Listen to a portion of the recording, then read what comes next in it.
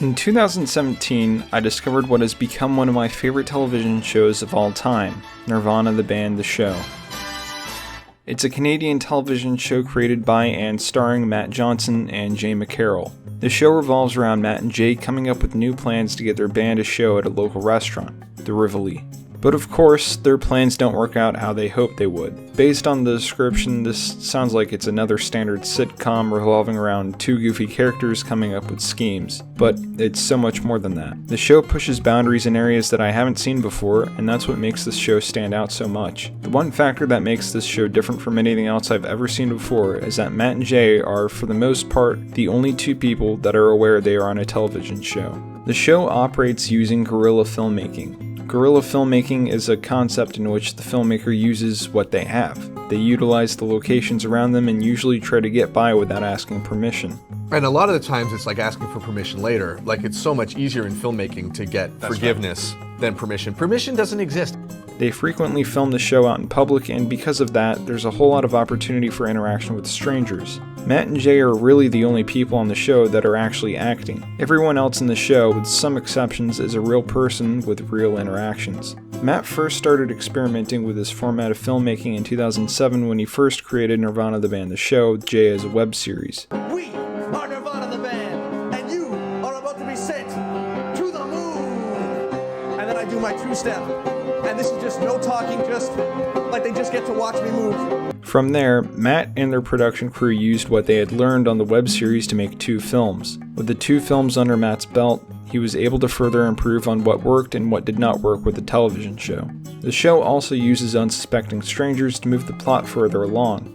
And while there are a few instances in which they have an actor along with them, for the most part they have to coerce strangers into saying what they want them to say. In an interview with Polygon, Jay talked about how they had a lot of trouble getting someone to tell them to specifically go to Sears to get a picture taken. We know that we need to get that out of that kid, and so we're trying to bait him to say it, but then like it comes, if you were to watch The Raw, it's quite funny because you watch us like really try to get him to say it. We're like, where is there a place like that? And he's like, I don't know, like anywhere, like a department store maybe has a portrait. Yeah, I don't know, man. And then maybe we even just say, somewhere like Sears, and he goes, oh yeah. Sears? And then we, where? And he goes, Sears?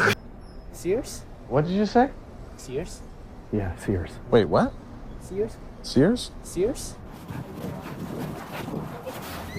Sears! Along with coercing strangers to move the plot along, sometimes strangers move the plot without being coerced to do so. In one episode, Matt is stopped by a lady on the street with a canister of alcohol and offers him a drink. After Matt tells her that he's never had alcohol before, he's forced into taking a drink. And with this, Matt goes off to party and drinks the night away, ultimately blacking out and ends up on the side of the street. Without the lady stopping Matt, they would have had to come up with something on their own to get to the end of the episode. Another area in which the show tries to push boundaries is in regards to fair use. According to Matt, they are in frequent contact with their lawyers, getting guidance on what they can and cannot do in the show.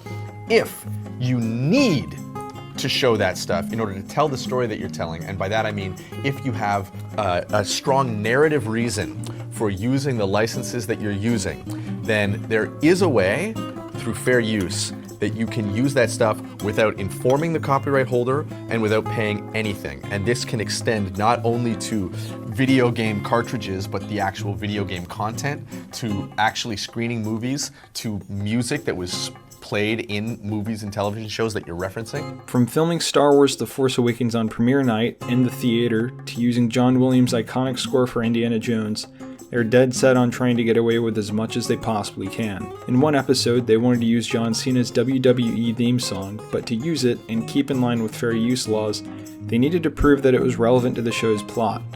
They were so dead set on using it that they went back and reshot a lot of the episode to make it so Matt's character was obsessed with the John Cena.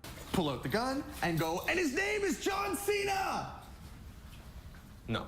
With that set in place, they were able to use the song in full, and it was all legal. Diving deeper into the production of the show, it's very clear that there's a lot more going on that makes it unique. In an interview with Vulture, Matt describes how most of the episodes don't have a script. They usually start with an outline and film what they need to film for that episode. Many times, they finish an episode only to reshoot some scenes and ultimately change its entire plot when it gets edited together. While the production side of the show isn't necessarily something that can be picked up from just watching an episode, learning about it is amazing, considering how much of risk they have when making a television show the way they do. Breaking down the entire show and looking at how it's made gives a better look at why the show feels so unique. While it might not be the first piece of entertainment to use strangers to tell a story and piece together with the rest of the show's production process, it's something completely unique and different. One of the reasons why I'm making this video is because I'm hoping to grow the show's audience. Currently, the show has only aired 2 seasons, and it seems like season 3 is in limbo, with their home channel in Canada, Viceland, becoming defunct. According to Reddit user Eve Does Audio Things, Jay told them that the show has been pitched to Netflix, Adult Swim, and Comedy Central, and they all turned them down due to the precarious legal situations that are inherent with the show. But I think if the show's audience was larger, it might have a greater chance to continue on.